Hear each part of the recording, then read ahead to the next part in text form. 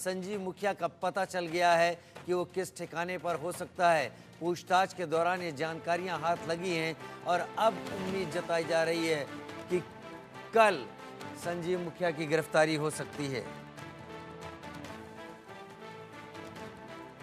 आरोपी रॉकी से पूछताछ में अहम सुराग मिले हैं। रॉकी, जिसे अब से कुछ दिन पहले सीबीआई ने गिरफ्तार किया था नीट यूजी पेपर लीक से जुड़ी हुई बड़ी खबर। ये चेहरा जो आप टीवी स्क्रीन पर देख रहे हैं, यही है संजीव मुखिया, जो कि फरार चल रहा है और जिसका पता अब तक कुछ नहीं लग पाया है। और अब पूरी उम्मीद है कि कल तक ये गिरफ्त में आ जाएगा। मनोहर केसरी मेरे साथ जुड़ गए ज्यादा जानकारी के साथ। मनोहर, विस्तार से जानकारी दें। देखिए, बिल्कुल नीट यूजी का जो मुख्य सरगना है, खास करके अगर हम बात करें संजीव मुखिया उर्फ लुट्टन की, उनका सुराग मिल चुका है क्योंकि पिछले हफ्ते ही रॉकी को सीबीआई ने गिरफ्तार किया था।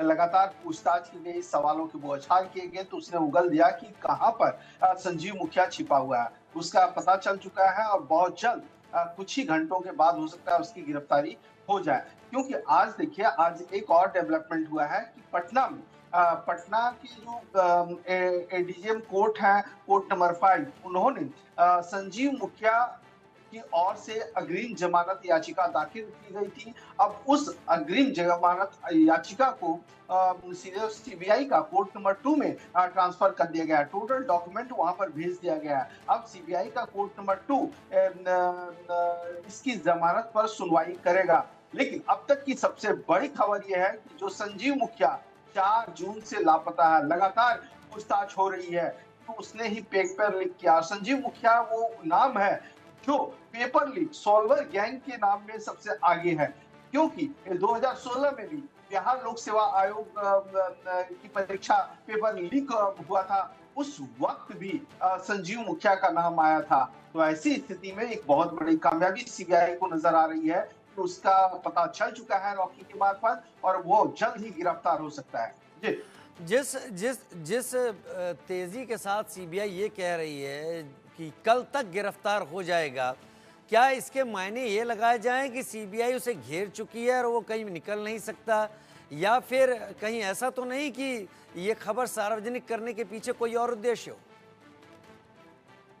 देखिए, अभी कयास तो कई लगाए जा सकते हैं, लेकिन जिस प्रकार से घटनाक्रम कोर्ट में घटा है, जिस प्रकार से उसके वकील ने अग्रिम जमानत मांगी है और रॉकी से लगातार बीते कई दिनों से गिरफ्तारी की बात पूछताछ हो रही है, तो ऐसी स्थिति में सीबीआई की टीम को सुराग मिल चुका है और उम्मीद की जा रही है कि कल तक वो गिरफ्तार हो सकता है, क्योंकि सीबीआई कोर्ट में ट्रांसफर किया गया है। सीबीआई कोर्ट में जब सुनवाई होगी तो वकील से सारे सवाल पूछे जाएंगे, क्योंकि सीबीआई के पास कई ऐसे सबूत हैं। 1 दर्जन से ज्यादा लोग अब तक इस मामले में गिरफ्तार हो चुके हैं। सरगना का इंतजार था और सरगना का पता लग चुका है। जी राजीव। मनोहर, बड़े बड़े कयास लगाए जा रहे थे कि संजीव मुखिया नेपाल में है, तो क्या ये जो लोकेशन जिसके बारे में बात हो रही है, जहां उसके होने की संभावना है, ये भारत में है या भारत से बाहर? देखिए, सीबीआई को अंदेशा दोनों जगह पे है, क्योंकि हो सकता है उस बॉर्डर एरिया में हो, नेपाल के बॉर्डर और भारत के सीमा पे हो। तो ऐसी स्थिति में जब लोकेशंस का पता सार्वजनिक सीबीआई की ओर से की जाएगी या वो टीम अचानक वहां पर दबिश दाखिल कर उसकी गिरफ्तारी करती है, तो इसका इंतजार करना पड़ेगा राजीव। लेकिन सबसे बड़ी बात यह है कि जो 24 लाख स्टूडेंट्स बैठे थे, जिनके भविष्य के साथ खिलवाड़ किया गया, कई जगहों पे पेपर लीक किए गए, सुप्रीम कोर्ट में भी इस बात को कहा गया, सरकार की ओर से भी इस बात की जानकारी दी गई कि कुछ पर्टिकुलर जगह पे पेपर लीक हुए हैं। पहले सरकार इस बात को नहीं मान रही थी, लेकिन धीरे धीरे जांच जैसे आगे बढ़ती चली गई, गिरफ्त में लोग आते चले गए और उसके बाद अब से संजीव मुखिया जल्द ही सलाखों के पीछे होगा। जी। बहुत शुक्रिया मनोहर केसरी, इस जानकारी के साथ हमारे साथ जुड़ने के लिए आपका।